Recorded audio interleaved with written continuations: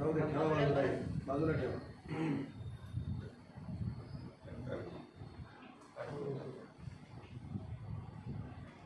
काय करताय? बाजूला ठेवा. ठेवाय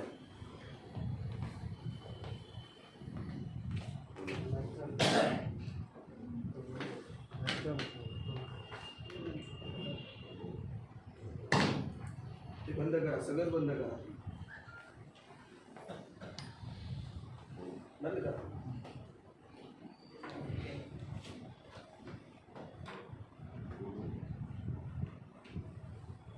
पुस्तक प्रकाशन सोहळ्याच्या सन्माननीय अध्यक्षा, माझ्या विनंतीला मान्यता देऊन त्यांनी हा सन्मान स्वीकारण्याची जबाबदारी ज्यांनी स्वीकारली त्या डॉक्टर अरुणाताई ढेरे. या पुस्तकावरती ज्यांनी अत्यंत सखोल अशा प्रकारचं भाष्य केलं, त्या मराठी साहित्यातील स्त्रीवादी भूमिका, स्त्रीवादी समीक्षा, स्त्रीवादी वैचारिकता रुजवणाऱ्या, मला वाटतं पहिल्या पिढीतले अत्यंत साक्षेपी अशा प्रकारच्या विचारवंत समीक्षक आदरणीय डॉक्टर अश्विनीताई डोंगरे. या पुस्तकाचे लेखक साताऱ्याच्या मातीतला हा एक अत्यंत प्रगल्भ अशा प्रकारचा प्रतिभावंत डॉक्टर राजेंद्र माने. या पुस्तकाच्या प्रकाशिका आणि लेखिका, वक्त्या अशा प्रकारची एक मालिका त्यांच्या कर्तृत्वातून महाराष्ट्र अनुभवतो आहे. अशा आमच्या भगिनी सुनीताताई पवार या कार्यक्रमाचे सूत्रसंचालक आता हजर नसलेले, पण ज्यांची नोंद घेणं मला महत्त्वाचं वाटतं, वारुंजीकर. लोकमंगलचे संस्कृतीचे कल्याण व्हावं अशा प्रकारचा ध्यास आणि ध्येयवाद केणारे आमचे सन्मित्र आणि सर्वांच्या प्रेमाला पात्र करणारे, सर्वांच्या मदतीला सद्भावना घेऊन हजर असणारे श्रीजी चिटणीस. या कार्यक्रमाला खूप मोठी माणसं हजर आहेत. त्यामध्ये सन्मित्र मिलिंद जोशी आहेत, महाराष्ट्रातले अव्वल दर्जाचे सगळ्यांचे आणि माझेही प्रकाशक राजीव बर्वे हजर आहेत. संपादक मनोहर सोनवणे आहेत.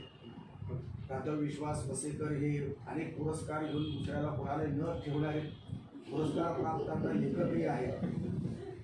पिंपरी चिंचवडचा सांस्कृतिक चेहरा बदलण्याचा प्रयत्न करणारे निष्ठावंत राजन दाखे आहेत.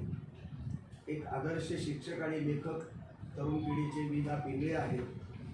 आदरणीय लेखिका आणि प्रकाशिका म्हणून स्नेहसुधाताई कुलकर्णी हजर आहेत. बालसाहित्याच्या संस्थेचा इतिहास घडवणारे आमचे मित्र सन्माननीय माधव राजगुरू आहेत. अपेक्षा या मासिकाचे संपादक दत्ता उभे आहेत. पत्रकार, तरुण पत्रकार, कवी संजय एलवार आहेत आणि माने कुटुंबीय आहेत.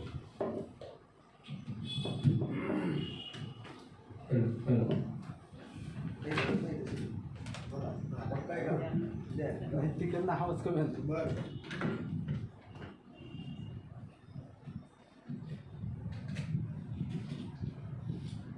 खाली जाईल.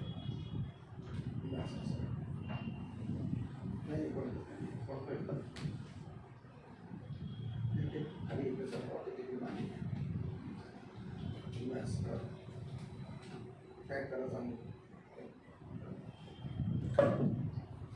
दिलंच पाहिजे.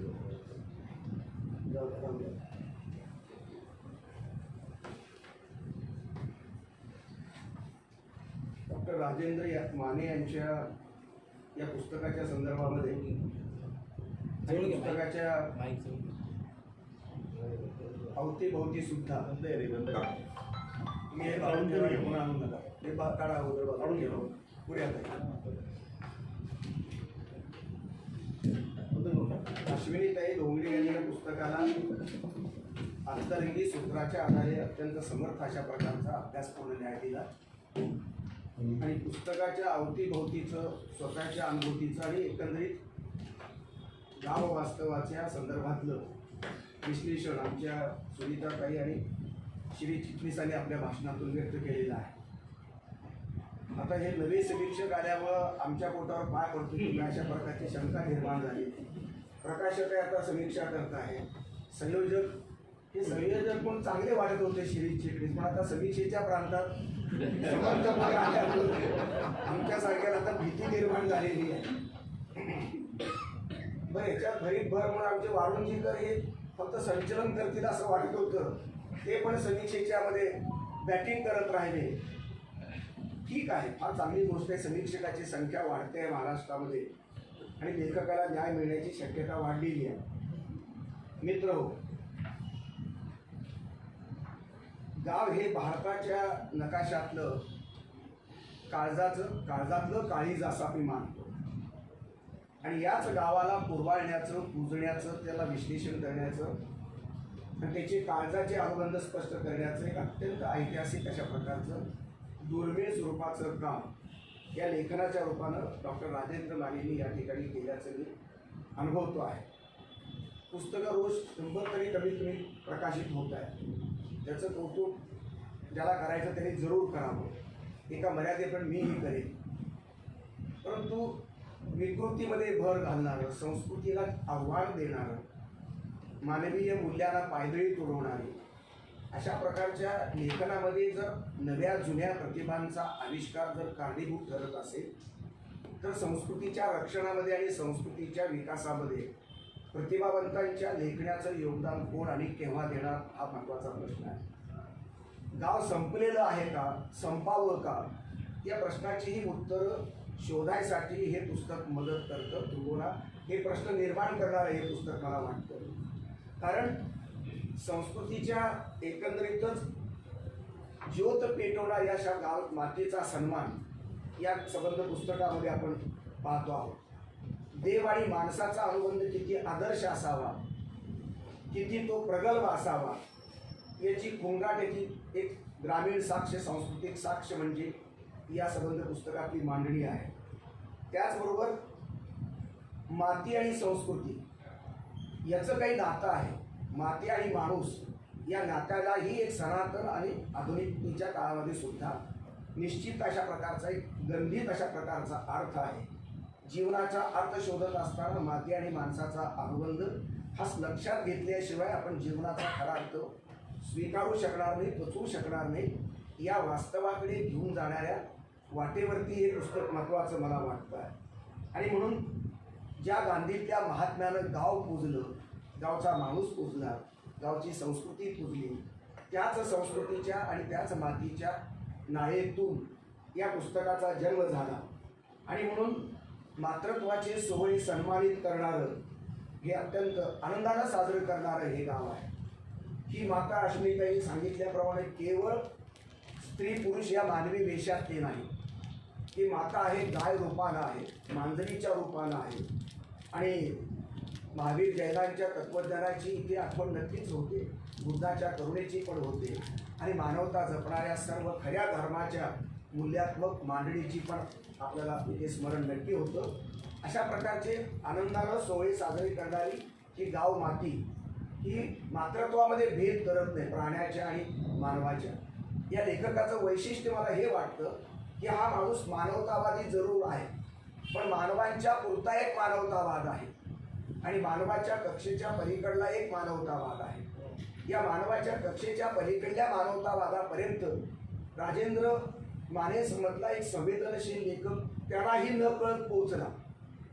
आणि म्हणून मांजरीचं मातृत्व, तिचा बोका तिची पिल्लं खातोय, उरलेली पिला बोक्यापासून वाचवण्याच्या प्रयत्नामध्ये ते मातृत्व पणाला लागतं. आणि 7 घरं बदलोत की न बरोत त्या मांजरीनं, पण घरामधल्या जागा मात्र बदलल्याचं त्यांनी निरीक्षण आपलं नोंदवलं. त्या मांजरीच्या मातृत्वामध्ये आणि त्या पिलामध्ये ज्या लेखकाच्या लेखणीचा जीव गुंततो ते लेखन माझ्या दृष्टीनं सर्वार्थानं श्रेष्ठ. अशा जागा मराठी साहित्याच्या एकंदरीत लेखनामध्ये नवे असोत की जुने आमच्या पिढीतले असोत फार कमी दुर्मिळ जागा आहे. आणि म्हणून ही जागा मला महत्त्वाची वाटते आहे. संतत्व पूजणारं गाव, भक्तिमय रसामध्ये चिंब भिजणारं गाव. आम्ही शहरी फार स्वतःला फार सुसंस्कृत मानतो आहोत, पण आमची सुसंस्कृतिकता ही आता प्रश्नचिन्हांकित झालेली आहे. आम्ही विज्ञान निष्ठेकडे अत्यंत वेळ लावूनच स्वीकारतो आहोत.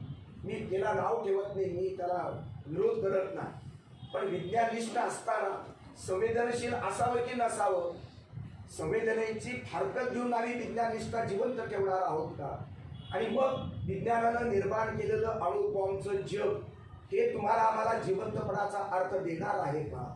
प्रयोगशाळेतले शास्त्रज्ञ नेमकं अणुबॉम्बची निर्मिती करून माणसाच्या संवाराला जर हिटलरच्या प्रवृत्तीला त्यांच्या मेंदू जर दावणीला बांधले जात असतील, तर मग आमच्या एकूण वैज्ञानिक जगाचा आणि आधुनिक जगाचा विकासाची संकल्पना नेमकी कोणती, दिशा कोणती, या सर्व प्रश्नांच्या बाबतीमध्ये हादरा देणारं अशा प्रकारचं सुंदर सत्यनिष्ठ संवेदननिष्ठ गावच्या मातीला शरण जाणारी अशा प्रकारची ही राजेंद्र मानेची लेखणी मला महत्त्वाची वाटते.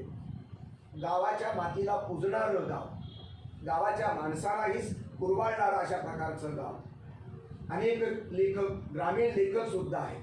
शंकर पाटील, गोरख ठोकळांपासून ते अलीकडल्या बाबाराव मुसळेपर्यंत आणि अनेक लेखकांपर्यंत. पण त्यांनी दाखवलेला गाववाडा हा पाटलाचा आहे. तिथे मग रंडीबाजी आहे, दारूबाजी आहे, तिथे बलात्कार आहे, हाणामारी आहे, जातीचा गड्डा आहे, वर्चस्ववादाचं प्रतीक म्हणून वाडा येतो आहे. आमच्या राजेंद्र मानेंचा वाडा मात्र सुसंस्कृत प्रवृत्तीनं भारावलेला आणि भारलेला वाडा आहे. हा दुर्मिळ वाडा आजच्या संबंध विकृत अशा प्रकारच्या संदर्भानं आधुनिकता जपणाऱ्या पुजणाऱ्या वाचकासाठी एक सुंदर अशा प्रकारची त्या तेवणाऱ्या सभेतलं जे प्रकाश आहे ते अंतःकरणात पोचवण्याचं काम तो करतो आहे. भक्ती आणि भावनेचं केंद्र बनणारं अशा प्रकारचा वाडा, सतप्रवृत्ती जपणारा वाडा, माणुसकीचा आदर ज्याला गहिवर पोचतोय अशा प्रकारचा वाडा, हा संबंध इथे मग तो तुमच्या शंकरराव असेल किंवा त्या रघुनाथ अण्णांचा असेल, तो आजीचा वाडा असेल, त्यांचा स्वतःचा वाडा असेल, हे सर्व वाडे, या सर्व ह्याच्यात सगळ्याच वाडे फार निष्कलंक असतील असे मी म्हणत नाही. पण ज्या वाड्यांमध्ये दुष्कृत्य झाली, जे वाडे बदनाम आहेत, त्या वाड्याचा स्पर्श आणि आमच्या या राजेंद्र मानेच्या लेखणीचा स्पर्श त्या विकृत वाड्याला झालेला नाही. तुम्ही विकृतीचा मारा किती करणार आहात वाचकांच्या मेंदूवरती? टी व्हीवरती तेच आहे, सगळीकडे तेच आहे. पुन्हा जर तुम्ही तेच करत असाल तर संस्कृती आणि विकृतीमधल्या सीमारेषाच आता संपत चाललेल्या आहेत. अशा परिस्थितीमध्ये जाणीवपूर्वक किंवा अजाणतेपणानं संस्कारातून तुम्ही जर संस्कृतीनिष्ठ अशा प्रकारची लेखणी वापरली, ती उपयोगात आणली आणि त्यातून जर साहित्य निर्माण झालं, तर असं साहित्यच संस्कृतीच्या सुरक्षिततेसाठी, संस्कृतीच्या मूल्यात्मक पूजेसाठी एक निर्णायक उपयोगी ठरणार आहे. असं साहित्य मराठीत किती, इंग्रजीमध्ये किती, तामिळमध्ये किती, विश्व साहित्यामध्ये किती, या प्रश्नांची उत्तरं अत्यंत करंटीपणाचा उत्तर देणारी आहेत. आणि म्हणून तर या दुर्मिळ आणि प्रतिकूल पर्यावरणामध्ये, साहित्यिक आणि सांस्कृतिक पर्यावरणामध्ये आमच्या मानेंचं हे पुस्तक निश्चितपणानं एक दिलासा देतं, आशेचं केंद्र म्हणून आपल्याला समोर येतं आणि त्याचं स्वागत करणं हे आता आपलं कर्तव्य ठरतं. त्या अर्थानं सर्वांनीच अभिनंदन केलं म्हणून मी सुद्धा ते अभिनंदन जरूर करतो. या लेखणीमध्ये ताकद आहे, सामर्थ्य. अश्विनीताईंनी खूप त्या सामर्थ्याचा पुराव्यानिशी आपल्याकडे त्याचा धांडोळा जरूर घेतला. पण खेड्यापाड्यामध्ये मृत्यूचं दुःख करणं, त्याचं भांडवल नाही तर काही खरे मानवी प्रवृत्ती सगळीकडेच आहे. ती शहरामध्ये नाही, खेड्यामध्ये आहे असंही नाही. तिथे रडणाऱ्या ज्या बायका आहेत किंवा माणसं आहेत, त्यांचं दुःख मी खोटं म्हणणार नाही, पण त्याची शैली मात्र वेगवेगळी आहे. आपला बाप पहिल्यानंतर वेशीपासूनच रडत येणारी लेक अगोदर किती रडली हे मला माहिती नाही, पण आल्यानंतर वेशीत आल्यानंतर मात्र लोकांनी बघावं म्हणून रडण्याचं प्रदर्शन करणाऱ्या स्त्रिया आजही कमी नाही तर पूर्वीही नव्हत्या असं म्हणता येत नाही. त्याच्याकडे फक्त राजेंद्र माने फार डोळसपणानं पाहू इच्छित नाही, ती दृष्टी त्याला नाही असं नाही, पण त्याला चांगलंच मांडायचं आहे. तरीही हे मांडणी करताना त्यांनी अशा प्रकारच्या मानवी प्रवृत्तीला बेसिक पातळीवरती त्यांनी महत्त्व निर्णायक दिलं. आणि म्हणून त्या संबंध तिरडीची चिता असणारी आणि त्या तिरडीच्या साक्षीनं प्रेताला अग्नी दिल्यानंतर गावगप्पा ज्या चालतात ते शहरातल्या माणसांच्या त्यांच्या फार वेगळ्या आहेत असं नाही. त्यातली मेजॉरिटी फक्त तिथली इमानदार, त्यांची अश्रू इमानदार असतील, त्यांचं बोलणं वागणं इमानदार असेल. पण कल्चरमध्ये जाणणाऱ्या ज्या प्रवृत्ती आहेत ते इथल्याही स्मशानभूमीमध्ये आपल्याला अनुभवता येतात आणि तिथल्याही गावगाड्याच्या तेरवीच्या साक्षीनं या मानवी प्रवृत्तींचा हा संबंध जो काही टगेगिरीपणा आहे, त्याच्यातली जी काही दुटप्पी भूमिका आहे, दांभिकपणा आहे, तो तिथे आपल्या लक्षात येतो. बैल म्हणजे शेतकऱ्याचा देव, हे सहज लिहून जाणारं हे वाक्य आहे. भाषा प्रभू म्हणून त्यांनी लिहिलेलं हे वाक्य मला वाटत नाही. त्या मातीचं अन्न खाणारा माणूस, साताऱ्याच्या मातीतलं खेड्यातलं पाणी पिणारा हा इमानदार लेखक आहे. लेखकामध्ये दोन प्रकार आहेत, एक इमानदार प्रवृत्तीचे आणि दुसरे बेईमान झालेले. त्यामुळे विभागणी करावीच लागणार आहे. त्याशिवाय संस्कृतीचं मूल्यमापन तुम्हाला चांगल्या पद्धतीनं करता येणार नाही. बेईमान लेखकांच्या लेखणीला आमचे मेंदू घाण ठेवून कसल्याही सुजेला जर आम्ही सौष्ठव मानू लागलो आणि अशानं जर साहित्य अकादमी मिळू लागली किंवा साहित्य परिषदेचा पुरस्कार देऊ लागलो तर ते कठीण होणार आहे. मला असं वाटतं हा संस्कृतीचा विकास मला मांडता येते. आजी आमचं ज्ञानपीठ. आजीला तुमच्या वृद्धाश्रमात पाठवणाऱ्या शहरातल्या संस्कृतीमध्ये आता खेडेगावामध्ये सुद्धा काही प्रमाणात वृद्धाश्रम आता सुरू झालेली आहे. आणि हा पराभव मानायचा की ही अपरिरता मानायची, हा एक अत्यंत जटिल गुंतागुंतीचा तो प्रश्न निर्माण झाला. तरीही आजी आमचं ज्ञानपीठ, आई वडिलांचं कुठेही आदर कमी न करता, मी अश्विनीताईच्या विचाराशी सूत्राशी नक्की आहे की दुसरी पिढी पूर्ण गायब झाली याच्यातून. एखादं उदाहरण आहे, ते बैल आल्यानंतर काहीतरी पोळ्याला ते काही बेंद्राच्या सणाला आई त्याला हळदी कुंकू काय पूजा करते बैलाची, किंवा ज्या बाईच्या अंगात येतं तिला हळदी कुंकू लावणारी आई आहे, त्यांचीच आई आहे. आता याच्यामध्ये सुद्धा ह्या ज्या अंधश्रद्धा आहेत त्याच्यामध्ये विवेकानं लेखकानं लिहिता येईल एखादं वाक्य सुद्धा फटकाराला ते संबंध हे जरी असं असलं तरी त्याच्यामधला विवेक जागा ठेवायला पाहिजे असं राजेंद्र मानेला म्हणता आलं असतं. याचा दुसरा अर्थ एखादा असा निघू शकेल की राजेंद्र मानेच्या लेखणीला अंधश्रद्धा मान्य आहे का? कारण अंधश्रद्धेचं खूप मोठं पीक या संबंध पर्यावरणात होतं आणि जसं आहे त्यांनी तसं वर्णन लेखकानं असंच करावं का, हाही प्रश्न आहे. की जे आहे ते लिहिणं, मी उकिरडा आहे उकिरडा लिहितो, मी झोपडपट्टी आहे मी झोपडपट्टी लिहितो, मी व्यभिचाराचे संबंध आहेत मी तसंच वर्णन करा, त्याच्यात पराक्रम कोणता तुमचा, हा तो एक महत्त्वाचा प्रश्न आहे. लेखकाची लेखणी विवेकी असावी अशी अपेक्षा आहे. कारण समाजाचा आता विश्वास राजकारणी लोकांवर राहिलेला नाही. तो बायडन असेल की तुमचा उत्तर तुमच्या कोरियाचा तो काही असेल किंवा जिनिपिंग असेल चीनचा किंवा पुतीन असेल रशियाचा, हे सर्व राज्यकर्ते भारतातले मोदी असतील पवार असतील कोणी असो हे सर्व विश्वासाला पात्र राहिलेले नाहीत. संस्कृतीच्या विकासाचं एक कणभरही या राजकीय व्यवस्थेला काही भान आहे असं मला तरी आता वाटत नाही. मी नावं घेऊन सांगलो आजच म्हणत मी बोंबलत सुटलोय सगळीकडे की आता राजकीय व्यवस्था फार काही विश्वासार्ह नाही. म्हणून राजेंद्र माने सारख्या इमानदार लेखकावरती ही जबाबदारी आहे. प्रतिभावंत, विचारवंत, ज्ञानवंत, कवी, कलावंत यांचाच झेंडा आणि यांचीच आता कामगिरी ही संस्कृतीला वाचवू शकेल आणि संस्कृतीला पुढल्या पायरीवर सुरक्षिततेच्या भूमिकेतून ती नेऊ शकेल. संस्कृतीच्या विकासामध्ये पूर्णत्वाचं एक स्वप्न आहे. माणूस अपूर्ण आहे हे सगळ्यांनाच जाणवलं. ती पूर्णतापर्यंत कशी घेऊन पोचवायची संस्कृतीच्या वाटचालीमध्ये त्याला निर्णायक महत्त्व आहे. आणि म्हणून संवेदनशील लेखकाला या विवेकाचे भान त्याच्यामध्ये पाहिजे आहे. बाजार ही एक अत्यंत त्याच्यातला तरी मांडला, त्या खेडेगावातला बाजार तपशील खूप चांगला आहे. राजेंद्रजी माझा एक त्याच्यावरचा तक्रार आहे की या बाजाराच्या मध्ये जुने कपडे विकणारे आहेत, बोंबील आहेत, अमुक काय सगळं आहे. पण एवढ्या तपशिलामध्ये ती प्रवृत्ती जशी तुम्ही दुसरीकडे मांडलेली आहे, गड्याला सांभाळणारं गाव, मांजरीच्या पिल्लाची काळजी घेणारं तुमचं गाव, एकमेकांना साथ समजत देणारं गाव, म्हणजे प्रवृत्तीवरती भर देऊन जर आपण लिहू शकलो तर बाजारचं तुम्ही केलेलं वर्णन हे फार प्रत्येकाने जरी असलं तरी त्याच्यातून प्रवृत्तीचा शोध तुम्हाला घेता आलेला नाही. निवडणुकीमधला दंगा आपण दाखवला. यशवंतराव चव्हाण, एन डी पाटलांसारखी माणसं ही तुमच्या लहानपणी तुम्ही अनुभवली. भाऊराव पाटलांची मिरवणूक तुमच्या गावाला अनुभवली, तुमच्या मातीमध्ये त्या ठिकाणी झाली. रघुनाथ अण्णांचा वाडा आणि गुप्तधनाची प्रवृत्ती आजही शिल्लक आहे 21व्या शतकात. खेड्यापाड्यात आहे, शहरात आहे. याला माणसं खेडं आणि शहर असं इकडे या प्रवृत्तीवरती आपण चांगला भर दिलाय. एक सुंदर वाक्य आहे की जर फुकटचं घर मिळत असेल तर ती अशी माणसं लोभाला बळी पडतात. इतकं सुंदर अशा प्रकारचं सूत्र आपण तात्विक सूत्र त्या आकलनातून तुम्ही मांडलं. तशा सूत्रांची अपेक्षा माझ्यासारख्या माणसाला जास्त आवश्यक आहे. दारुड्यांची म्हातारी ही शिव्याचं आगार फार सुंदर की त्या म्हातारीचं वर्णन केवळ व्यक्तिवर्णन मी त्याच्याकडे पाहायला तयार नाही. लेखकाची भूमिका त्या व्यक्तिचित्रणामध्ये नेमकी कोणती आहे? ती केवळ रंग, रूप आणि प्रवृत्ती सांगून थांबणार आहे का, की याच्या पुढे काय त्याला सांगायचं आहे?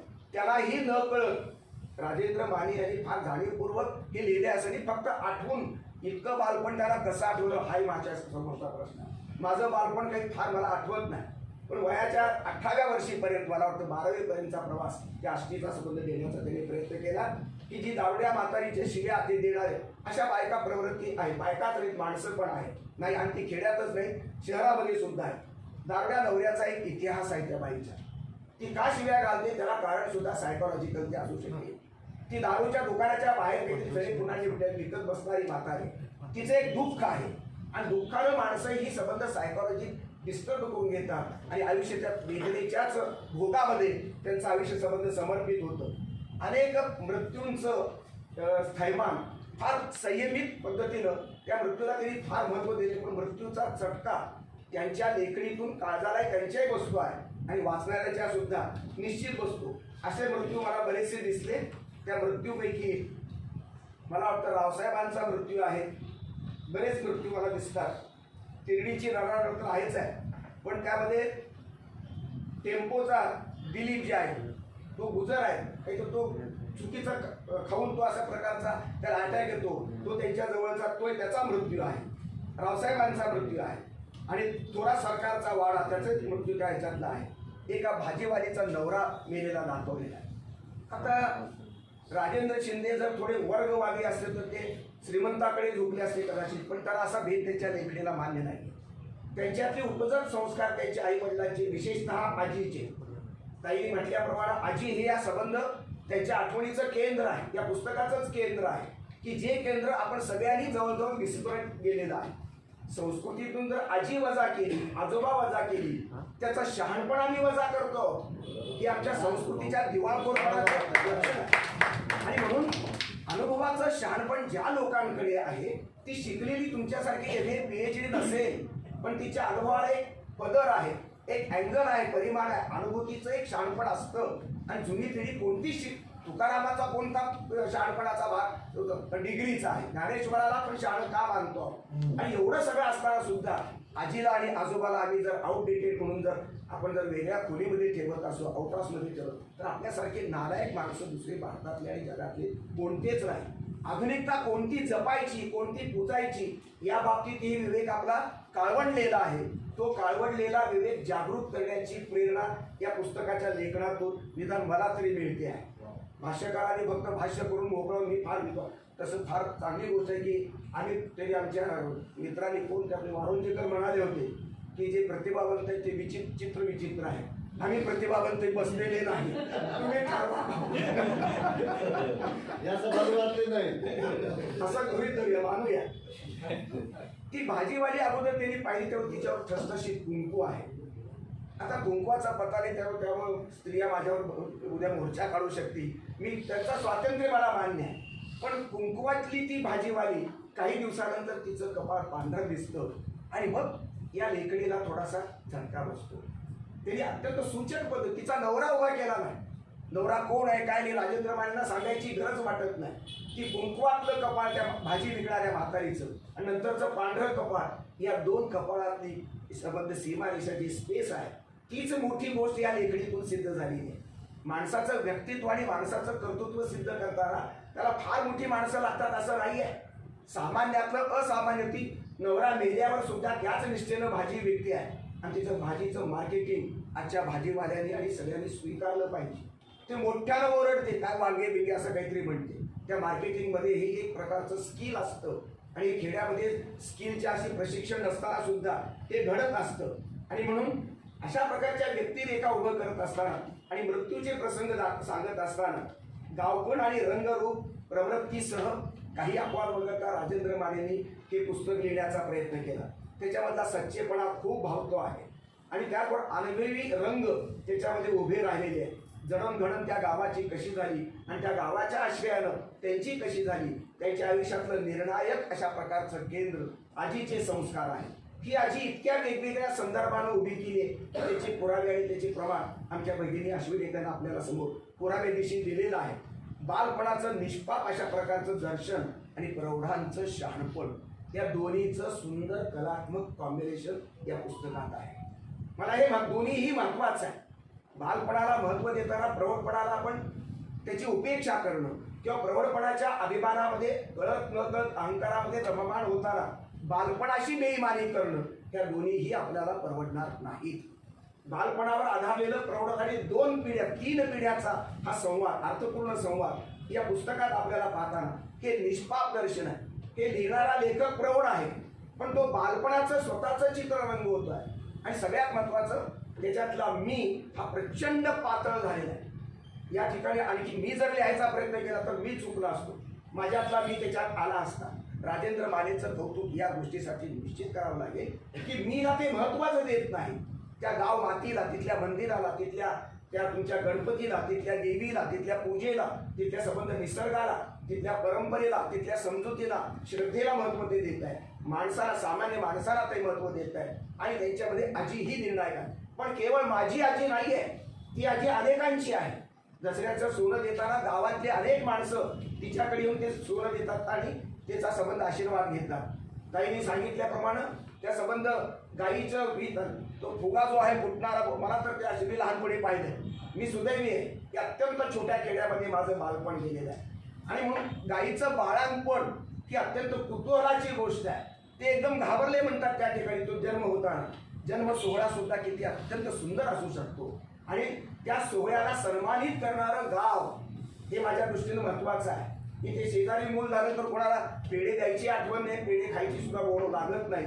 अशा प्रकारची शहरी संस्कृतीचं काय कौतुक घेऊन बसलायत आपण? ही संस्कृती आहे की ही विकृती आहे? या बाबतीमध्ये आपल्याला विचार करण्याची गरज वाटते. जुनाट अशा प्रकारच्या काळ जो आहे, व्यक्तीचे ठसे त्याच्यामध्ये उमटलेले आहेत आणि प्रवृत्तीचा संघर्ष सुद्धा कळत न कळत, सुस्त आणि दुष्टतेचा संघर्ष हा त्यांच्या अंगभूत लेखणीचा गुणधर्म आहे. त्या गावाच्या मातीचा आणि संस्कृतीचा हे तो गुणधर्म आहे. अमीन सयानीची जुनी त्यांचं ते रेडिओवरचं सगळे अनाउन्समेंट असेल, बाबा कदमांचा त्यांचा कादंबऱ्यांचा संदर्भ असेल, रणजित देसाई, शिवाजी सावंत, समृद्ध अशा प्रकारची सांस्कृतिक कथा या लेखकाच्या लेखणीमध्ये सामावलेली आहे. आणि म्हणून आजी नातवाची ही सत्यकथा आहे. काल्पनिक कथा प्रचंड आहे, ते पीक मोठं आहे, त्याचं काय मूल्यमापन तुम्ही करत बसा. पण ही जी सत्यकथा आहे ती आजी आणि नातवाच्या अनुबंधाची ती सत्यकथा आहे. आणि त्याच्यामध्ये गोडवाच आहे, कुठेही अशा अडपडदा नाही. आजी केंद्रित अशा प्रकारचं हे आत्मकथन, अंशतः आत्मकथन. त्यांची शाळा, तो काय जपानी ड्रेसमधल्या मुलींचा सायराना, अजून एक लक्षात येतं की या संबंध 18 वर्षाच्या कालखंडामध्ये आमच्या राजेंद्र मानेंनी तरुणाईचं आपलं स्वतःचं आत्मकथनाचे संदर्भ का दिले, ते देण्यासारखे नाहीत का? हाही एक प्रश्न म्हणजे आपल्याला नक्की मला येतो. मला देव, धर्म आणि शाळा, जत्रा, त्याचबरोबर यामध्ये मिरवणूक आहे, निवडणुकीची मिरवणूक आहे. हे सगळे संदर्भ आजचे कालचे त्याच्यामध्ये मिसळलेले. आणि म्हणून गावाची स्थित्यंतर, त्याच्यातला दारुड्या, गावामध्ये ही विकृती आहेच. आणि म्हणून नवे अशा प्रकारचं त्यांचं ज्ञान हे सगळं त्यांनी मांडत असताना अनेक प्रसंग त्यांनी सांगण्याचा प्रयत्न केला. आणि हे प्रसंग आमच्या ताईंनी जसा उल्लेख केला, हिरो कुत्रा, त्याचं नावच आहे. ती कुत्र्याला जपणारी गाव संस्कृती आहे, मांजराला जपणारी गाव संस्कृती. त्याच्यातलं दुसरे काय की त्या प्रेमाच्या नात्यामध्ये, प्राणीसृष्टीमध्ये माणसातलं क्रौर्य ही त्यांनी मांडलं. परंतु नियतीचं क्रौर्य ते बाईचं विधवा पण जे आलं त्या भाजीवालीचं, त्यांचे मित्र 2-3 गमावले गेले. मग रावसाहेब असतील किंवा आणखी दुसरा तो कोणता टेम्पोवाला असेल.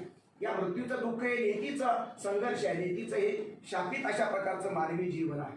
पण त्याचबरोबर या संबंध पातळीवरती ते जे मांजर आहे, कुत्र्या आणि मांजराचं भांडण नाही, हे अत्यंत विलोभनीय अशा प्रकारचं चित्र. सहवासातून 2 विरुद्ध अशा प्रकारच्या जातीचे प्राणी किती एकात्म होऊ शकतात त्याचं सुंदर उदाहरण त्यांनाही न कळत लेखणीतून आलं.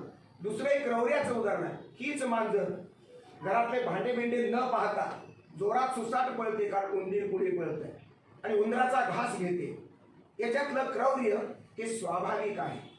निसर्ग आणि मानवी संस्कृती याच्यातला सनातन संघर्ष चालू आहे. त्या निसर्गावरती मात करून आम्ही निसर्गाला जिंकणार की निसर्गाची क्रूरता, निसर्गाची विकृत अवस्था, निसर्गातलं संबंध हिंस्रपणा हे समजून घेऊन त्याचं निसर्गाचं नातं आम्ही प्रस्थापित करून आमची संस्कृती निसर्गाच्या सुसंगत भूमिकेतून आम्ही डेव्हलप करणार का, हा एक अत्यंत निर्णायक महत्वाचा प्रश्न जगासमोरचा आहे. हे बाकीचे कोणीही या प्रश्नाच्या भानगडीत पडणार नाही, कारण त्यांचे प्रश्न खुर्चीशी निगडीत आहेत, करप्शनशी निगडीत आहे. आणि राजेंद्र मानेंच्या लेखणीचा जो काही पंथ आहे, जो प्रवाह आहे, तो भक्ती मार्गी आहे, तो सत्यनिष्ठेचा पंथ आहे, तो लेखनातून नवं जग निर्माण करण्याचा आहे, आनंद घेण्याचा आणि आनंद देण्याचा आहे. आणि म्हणून खेड्यातल्या वाड्याची गच्ची ही अर्थपूर्ण आहे. ते रात्रीच्या संबंध झोपल्यानंतरची आकाशातली त्यांचं सगळं तिथलं पाहणं आणि तो अनुभूती त्याचं अनुभवणारं अशा प्रकारचं हे पुस्तक. किंबहुना या गच्चीवरती अनेक गोष्टी पापड काय त्याचं सगळं लहानपण जे गेलं त्याचे संबंध वर्णन करत असताना या संबंध पुस्तकामध्ये पानावरती अत्यंत सुंदर अशा प्रकारचं गाव उभं करण्याची क्षमता, पण त्याच्यात कुठेही आपण काहीतरी लिहितो आहोत ही जाणीव इथे वजा झालेली आपण पाहतो आहोत. आणि म्हणून कॅरेक्टर वेगळे. सुनेवरती रागावूनची शंकरची आई यांच्या आजीच्या वाड्यात येते, दिवसभर थांबते, ती जेवण करते, ताक घेते, सगळ्यात म्हणजे झोपते. आपल्या घरात आलेला माणूस आजच्या काळामध्ये फार विद्वत्तेच्या संस्कृतीमध्ये चहा झाला की 10 मिनिटात तो पाहुणा गेला पाहिजे असं वाटणारी ही संस्कृती आहे.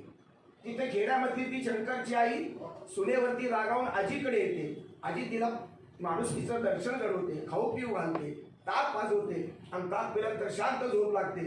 आणि मग तिचं आपल्या माणसाकडे लक्ष लागतं, अजून मला घ्यायला कोणी कसं आलं. नमुना आहे माणसाचा. ती पुन्हा तिला घराची ओढ आहे. भांडणारी सून ज्या घरात राहते त्या घराकडे तिला जायचं आहे. आणि मग मुलगा ज्यावेळेस दिसतो दारात तेव्हा ती पटकन निघते, आता मला गेलं पाहिजे म्हणजे. ही जी घराची ओढ आहे ही सनातन अशा प्रकारची ओढ जी आपल्या घराची आपल्या माणसांची आहे, जी त्यावेळेस या सासा सुना घटस्फोट घेण्या इतपत नवऱ्याला घटस्फोट देऊन किंवा सासूला खड्ड्यात घालून किंवा विष घालून मारण्या इतपत त्याही क्रूर नाही आहे. आणि सासवाही त्यावेळेस भांडणाऱ्या आहेत किंवा परंतु इतक्या टोकाला जाणार नाही. मग सासू संस्कृतीचे आणि सासूचे आणि सुनेचे सध्याचे टोकाला गेलेले भांडणे आपण पाहिले तर आम्ही किती सुसंस्कृत आहोत, किती शिक्षित आहोत, हाही प्रश्न आपल्यासमोर जरूर येतो.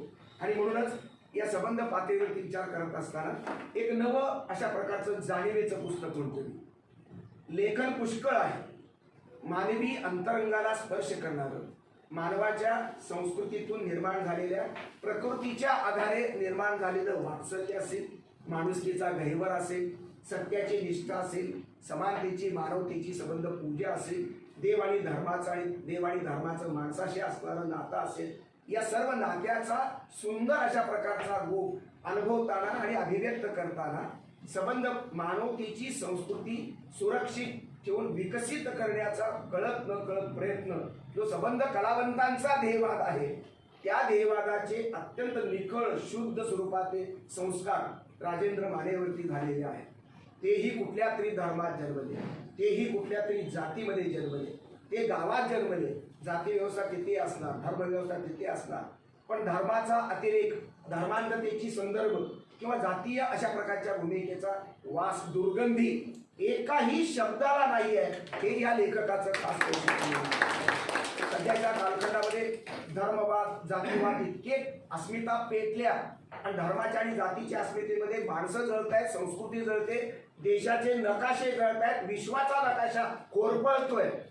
भयभीत झालेल्या अणुयुद्धाच्या 3ऱ्या महायुद्धाच्या सावलीमध्ये असणारं सगळं जग या जगाला सावरायचं कसं? बुद्धाचा पराभव, महावीराचा पराभव, गांधी विवेकानंदांचा पराभव आणि तुमच्या मोहम्मद पैगंबरासह येशूचा पराभव, सर्व तत्वज्ञांचा पराभव. शेकडो नोबेल विजेते लेखक आहेत, ज्ञानपीठ पुरस्कार पुष्कळ आहेत, साहित्य अकादमीचे पुरस्कार भरपूर आहेत, तरी समाज सुशिक्षित का बनत नाही, सुसंस्कृत का होत नाही, माणसातलं पशुत्व अजून शिल्लक का, या प्रश्नाची उत्तर अजून आपल्याला मिळत नाही. हे उत्तर शोधण्यासाठी हे पुस्तक मला उपयोगी पडलेलं आहे, त्यामुळे लेखकाला मी अभिवादन करतो. खरं तर 2 साहित्य संमेलनाचे अध्यक्ष एका मंचावर सोडूनच द्या.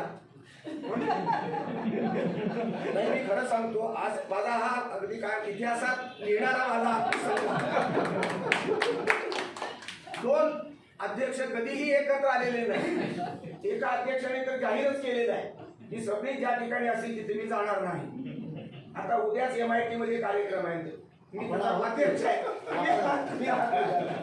काय होतं आता बघायचंय मला की ते व्रत पाळतात का न पाळले तर फार चांगली गोष्ट आहे, आपण गळा भेट जरूर घेऊया. की साहित्य संमेलनाच्या अध्यक्षाच्या प्रवृत्तीची ही कथा आहे. मी आपल्याला आमच्या या भगिनीला खरोखर तुमच्या साक्षीने विनम्र अभिवादन करतो, मी वंदन करतो. इतका मोठेपणा कोणी दाखवत नाही. एक तर कार्यक्रमाचं निमंत्रण आहे, पण पुढे बसण्याचं निमंत्रण आहे. आणि मग सगळेजण बोलत, मी म्हटलं बाबा मी बोलणं माझं कर्तव्य आहे. मी निमंत्रण दिलं, माझंच ऐकल्यात आहे, दुसरं कोणाचं ऐकलं नाही. त्या आल्या, मुख्य म्हणजे आल्या आणि थांबल्या. आणि मला वाटलं काही लोकांचे दुसरे काही मित्र आहेत अध्यक्ष येतात कार्यक्रमामध्ये, त्यांची भूमिका झाली की निघून जातात पुन्हा. पण अध्यक्ष म्हणून असणाऱ्या सुद्धा अध्यक्षाचं पद, अध्यक्षपदाची जबाबदारी आणि त्यातली प्रगल्भता, अखिल भारतीय मराठीची ती प्रगल्भता, ज्ञानेश्वर ते आंबेडकर, तुकारामापासून ते हमीद दलवाईपर्यंत आणि तुमच्या आंबेडकरापासून आगरकरापर्यंत सगळ्या अशा प्रकारच्या पुण्यशील माणसांची मराठी, या मराठीचं अखिल भारतीय साहित्य संमेलनाचं अध्यक्षपद भूषवलेल्या आमच्या भगिनी इथे कार्यक्रमाला हजर राहतात. मानापानाचा काही संदर्भ जो आहे तो जाळून खाक करतात. अशा प्रकारची निखळ शुद्ध सांस्कृतिक भूमिका अध्यक्षांनीच मलाही तो एक आदर्श झाला, याबद्दल मी समाधान व्यक्त करतो. अरुणाताईचे विशेष मी आभार मानतो. त्याला ज्यांनी निमंत्रण दिलं त्या चिटणीसांचा गौरव करण्यासाठी आमच्याकडे शब्द नाही. आणि ज्यांनी प्रकाशित केलं आमच्या भगिनीबाई, त्यांचे सुंदर, आता त्या फक्त प्रकाशक आहेत असं मला वाटत होतं. मध्ये त्या लेखिका पण झालेल्या आहेत, काळात त्यांचं सुंदर पुस्तक लिहिलं. आणि आता तर त्या वक्त्या म्हणून पुढे आलेल्या आहेत, समीक्षक म्हणून पुढे आलेले आहेत. मला खरोखर माझ्या पोटावर, भावाच्या पोटावर पाय वेळे आता त्या फार चांगली गोष्ट आहे. आमच्या मोठ्या भगिनी तर त्यांचं तर हातखंड आहे. एखाद्या पुस्तक न वाचून येणारे प्रकाशनाचे अनेक वक्ते मी अनुभवले. गिरीश बापट एका पुस्तकाच्या प्रकाशनाला आले होते, तुम्ही होता, प्रकाशन केलं त्यांनी. मी तिथे सांगितलं की बाबा, ते म्हणाले की मी काही वाचलं नाही. वाचलं न वाचता प्रकाशन तुम्ही कसं करता? म्हणजे अशा प्रकारचा प्रश्न मी तिथे उपस्थित केला. मी थोडं मोकळं बोलतो, त्याला राग नाही आला. ते म्हणाले की असे आमचे कान टोचणारे असावेत असं नंतर एका कार्यक्रमात बोलले. चांगले सज्जन आणि इमानदारीनं बोलणारी सगळी राजकीय मंडळी सुद्धा आहेत. सगळे वाईट आहेत असं मी म्हणणार नाहीये, पण आता राजकीय व्यवस्थेवर माझा विश्वास उडाला. आणि म्हणून संस्कृतीच्या छोट्या मोठ्या नायकाकडे मी आशेनं पाहतो आहे. आणि या आशेनं पाहत असताना मला राजेंद्र माने भेटले, समाधान, त्याला मी अभिवादन सगळ्यांना